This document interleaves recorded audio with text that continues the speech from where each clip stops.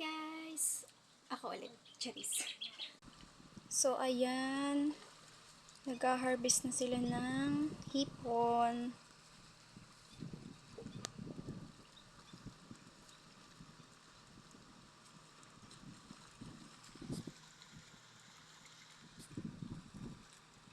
Yan, kitang-kita nyo naman. Hindi naman sila masyadong marami. So, ayan.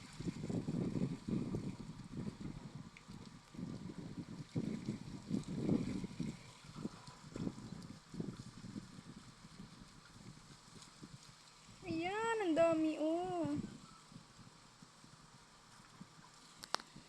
Sobrang init. Tignan mo naman.